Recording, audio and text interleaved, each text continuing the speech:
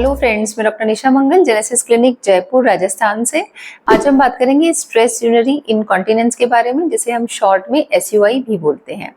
Stress urinary incontinence basically होता क्या है? स्ट्रेस मतलब जब भी आपका कोई फिजिकल एक्सर्शन है या जिसमें कि आपका एब्डोमेन का प्रेशर इंक्रीज होता है, उस टाइम पे अगर आपको इनवॉल्यूंटरी यूरिन लीकेज होता है, मतलब यूरिनरी इनकॉन्टिनेंस होती है, तो उसे हम SUI मतलब स्ट्रेस यूरिनरी इनकॉन्टिनेंस बोलते हैं। ये एक ऐसी प्रॉब्लम है जो कि पेशेंट को काफ़ी ज़्यादा फ्रस्ट्रेटिंग होती है। पेशेंट का जो सोशल लाइफ है वो बहुत अफेक्ट होता है, उसका क्वालिटी ऑफ लाइफ जो है वो बहुत अफेक्ट होता है।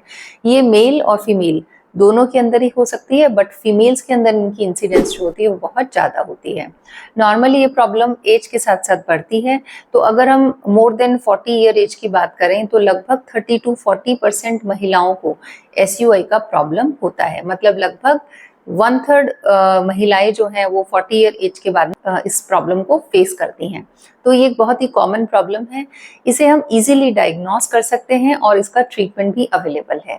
तो आज की इस वीडियो को बनाने का मेरा एम यही था कि हम ये जानें कि SUI क्या होता है, किन कारणों से होता है और हम इसे कैसे डायग्नोस करते हैं। तो सबसे पहले हम बात करेंगे कि SUI क्या होता है। SUI को समझने से पहले सबसे पहले हम समझेंगे कि नॉर्मल ब्लैडर फंक्शन कैसे करता है। नॉर्मल ब्लैडर फंक्शनिंग के लिए 3 इंपॉर्टेंट मसल्स होती हैं। सबसे पहला आता है ब्लैडर की वॉल की मसल्स, जिसे हम डेट्रूसर मसल्स बोलते हैं।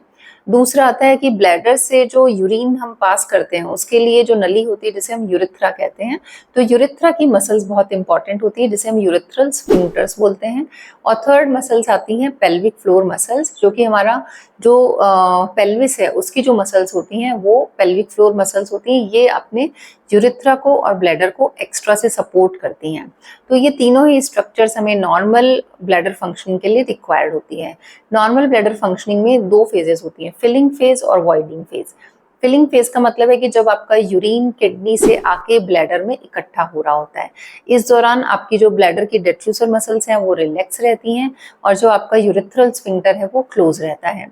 जब एक लिमिट तक आपका यूरिन ब्लैडर में भर जाता है तो आपको सेंसेशन आता है कि अब आपको यूरिन पास करना है, और तब आप वॉल्यूंटरी मतलब चाहकर यूरिन पास करते हैं, जिसे हम वॉइडिंग फेज बोलते हैं। वॉइडिंग फेज के अंदर आपका जो यूरिनरी ब्लैडर है उसकी मसल्स कॉन्ट्रैक्ट करती है और जो आपका यूरिथ्रल स्फिंक्टर है वो ओपन होता है, मतलब खुलता है, ताकि आप यूरिन पास कर पाएं। तो ये दोनों फेज होती है नॉर्मल फेज।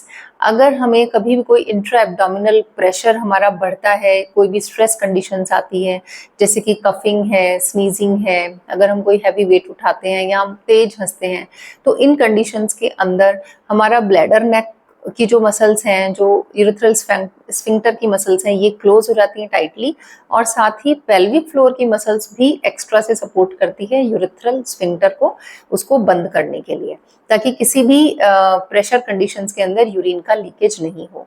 लेकिन अगर पेशेंट के अंदर या तो यूरिथ्रल स्फिंक्टर की मसल्स वीक हो, उनका कोई डैमेज हो, या पेल्विक फ्लोर की मसल्स वीक है या उनका कोई डैमेज है, तो उन कंडीशंस के अंदर नॉर्मल में वॉइडिंग तो ठीक है, लेकिन जैसे ही आप स्ट्रेस कंडीशंस में आते हो तो आपका यूरिन का कुछ अमाउंट जो है वो इनवॉल्यूंटरी लीकेज हो जाता है। तो इस कंडीशन को हम बोलते हैं स्ट्रेस यूरिनरी इनकॉन्टिनेंस। नेक्स्ट हम बात करेंगे कि SUI किन कारणों से होता है। फीमेल्स के अंदर SUI होने के मेनली 4 मेन रीजन होते हैं। सबसे पहला आता है एज।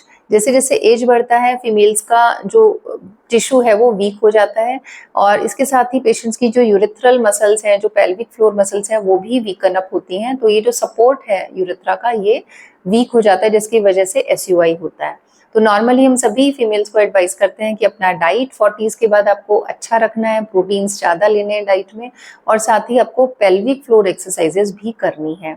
सेकेंड कॉमन कारण आता है कि पेशेंट्स को अगर क्रॉनिक ऐसी कोई कंडीशन है जिसकी वजह से उनका इंट्रा एब्डोमिनल प्रेशर रेज रहे, जैसे कि पेशेंट्स को या तो क्रॉनिक कफ है, या पेशेंट को COPD मतलब लंग्स की डिजीज है, कोई कंजेस्टिव हार्ट डिजीज है, पेशेंट बहुत ज़्यादा ओबेज है, या पेशेंट को क्रॉनिक कॉन्स्टिपेशन है, या पेशेंट को रेगुलर में ऐसा काम है कि उनको हैवी वेट उठाना पड़ता है, तो इन कंडीशंस के अंदर जो पेशेंट है उनका एब्डोमिनल प्रेशर कंटिन्यूअसली रेज रहता है, और इन पेशेंट्स में SUI होने के चांस जो हैं वो बढ़ जाते हैं।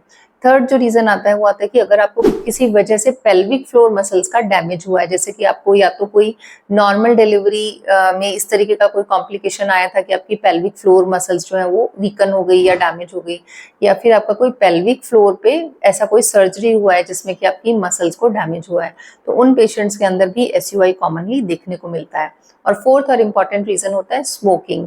जो भी फीमेल स्मोकिंग करती हैं उनके अंदर भी ये मस्कुलर वीकनेस है वो कॉमनली देखने को मिलती है और उनमें SUI की इंसिडेंसेस ज़्यादा होती हैं। नेक्स्ट हम बात करेंगे कि हम SUI को कैसे इवेल्युएट करते हैं या कैसे डायग्नोस करते हैं। SUI को डायग्नोस करने के लिए सबसे पहले ज़रूरी होती है कि हम एक प्रॉपर हिस्ट्री लें। पेशेंट को कब से ये प्रॉब्लम है, कितने डेज हुए हैं। कई बार ट्रांजिएंट SUI होता है, वो यूरिन इन्फेक्शंस की वजह से या प्रेगनेंसी की वजह से भी होता है, बट अगर आपको लॉन्ग स्टैंडिंग SUI है तो हमें बाकी डिटेल्स चेक करनी होती है। सेकेंड पॉइंट आता है जनरल फिजिकल एग्जामिनेशन, जिसमें कि हम पेशेंट को top to toe completely check करते हैं। पेशेंट का वेट कितना है, BMI कितना है, पेशेंट को कोई और डिजीज तो नहीं है, जैसे क्रॉनिक कफ तो नहीं है, कोई हार्ट डिजीज तो नहीं है, पेशेंट को डायबिटीज तो नहीं है, कोई क्रॉनिक कॉन्स्टिपेशन का हिस्ट्री तो नहीं है। तो वो सारी चीज़ें जो हमें SUI कर सकती हैं, वो सारी चीज़ें हम जनरल फिजिकल एग्जामिनेशन में भी देखते हैं और हिस्ट्री में भी चेक करते हैं। थर्ड पॉइंट आता है हमारा लोकल एग्जामिनेशन, जिसके अंदर हम पेशेंट का पेल्विक एग्जामिनेशन करते हैं। ये हम लिथोटॉमी पोजीशन में करते हैं और इसके अंदर हम नॉर्मली एक तो हम कफ स्ट्रेस टेस्ट करते हैं, जो कि एक प्रॉपर प्रोटोकॉल के द्वारा किया जाता है, जिसमें हम पेशेंट को खांसी कराकर ये चेक करते हैं कि कितना यूरिन लीकेज हो रहा है और किस अमाउंट पे, किस प्रेशर से यूरिन लीक हो रहा है। दूसरी चीज़ होती है कि पेशेंट का लोकल एग्जामिनेशन करते हैं, जिसमें हम देखते हैं कि पेशेंट को कोई भी और प्रोलेप्स का या सिस्टोसील का कोई प्रॉब्लम तो नहीं है, कोई वजाइनल ड्राइनेस या सनाइल वेजिनाइटिस या एसोसिएटेड वजाइनल इन्फेक्शंस तो नहीं है। अगर ये सब होते हैं तो पहले हम उनको ट्रीट करते हैं। इसके बाद फोर्थ चीज़ आती है कि हम यूरिन टेस्ट कराते हैं, जिसमें हम यूरिन रूटीन और यूरिन कल्चर टेस्ट कराते हैं, क्योंकि SUI जो है बहुत बार यूरिन इन्फेक्शंस के कारण भी होता है। फिफ्थ चीज़ आती है कि हम जो सोनोग्राफी है, पेल्विक सोनोग्राफी, वो कराते हैं। इसमें हम पोस्ट वॉइड यूरिन का अमाउंट चेक करते हैं, मतलब हम यूरिन करने के पहले एक सोनोग्राफी करते हैं और फिर यूरिन पास करने के बाद में एक सोनोग्राफी करके चेक करते हैं कि यूरिन पास करने के बाद में भी ब्लैडर में कितना अमाउंट है यूरिन का जो बचा हुआ है, जिसे हम पोस्ट वॉइड यूरिन कहते हैं, क्योंकि ये पोस्ट वॉइड यूरिन का जो अमाउंट है ये आपके ट्रीटमेंट के अंदर हमें बहुत हेल्प करता है। उसके बाद नेक्स्ट आता है urodynamic studies. Urodynamic studies normally SUI के अंदर इंडिकेटेड नहीं होती है, बट अगर हमें एसोसिएटेड कोई भी और प्रॉब्लम लगती है कि इसके साथ में कोई कुछ और एसोसिएशन भी हो सकता है, तो हम यूरोडायनामिक स्टडीज़ जो है, ये एक टेस्ट होता है, इसको एडवाइस करते हैं।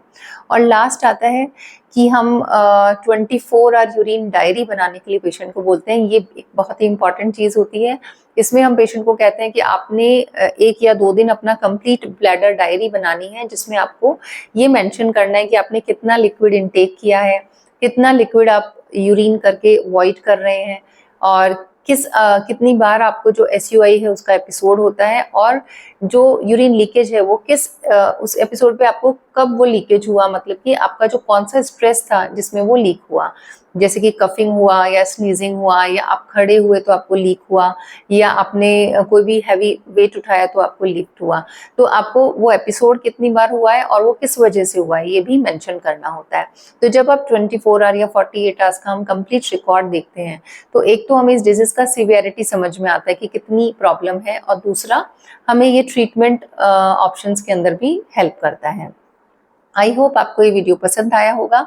इससे रिलेटेड कोई भी क्वेरी है तो आप कमेंट कर सकते हैं, और हमारे नेक्स्ट वीडियोस में हम इन SUI के ट्रीटमेंट ऑप्शंस के बारे में डिस्कस करेंगे। Thank you.